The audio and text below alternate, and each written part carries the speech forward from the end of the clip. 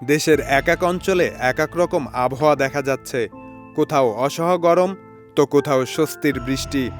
এর মাঝেই দরজায় কড়া নাড়ছে ঈদুল আজহা। ঈদের দিন আবহাওয়া কেমন রূপ নেবে তা জানতে সবার মনেই বাড়ছে বাড়তি আগ্রহ। ঈদুল আজহায় দেশের অধিকাংশ অঞ্চলে বাগড়া দিতে পারে বৃষ্টি।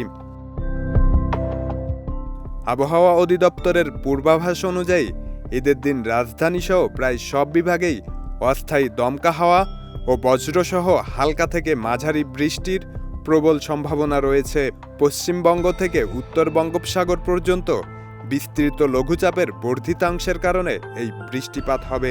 বিশেষ করে রংপুর, রাজশাহী, ঢাকা, ময়মনসিংহ, খুলনা ও সিলেটের অনেক জায়গায় এবং বরিশাল ও চট্টগ্রামের কিছু কিছু এলাকায় ঝড়ো হাওয়া সহ বৃষ্টির সম্ভাবনা বেশি। তবে সারা দেশে দিনের তাপমাত্রা প্রায় অপরিবর্তিত থাকবে।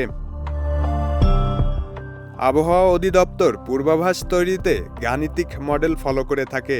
এ মডেল পর্যবেক্ষণ করে আবহাওয়া বিভাগ বলেন, ঈদের দিন রাজধানী ঢাকা শহর সহ ঢাকা বিভাগের বিভিন্ন জায়গায় বৃষ্টিপাত হতে পারে দুটি সময়ের মধ্যে, ভোরবেলা এবং শেষ বিকেল।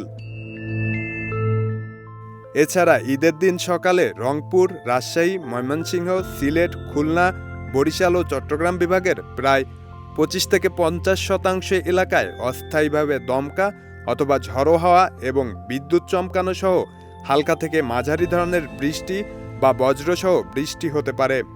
সেই সঙ্গে কোথাও কোথাও মাঝারি ধরনের ভারী থেকে ভারী বর্ষণের সম্ভাবনাও রয়েছে। ঈদের দিন ছাড়াও পরবর্তী 4 দিন বৃষ্টির দাপট বজায় থাকতে পারে সারা দেশেই। শব্দনীল, দেশ রূপান্তর।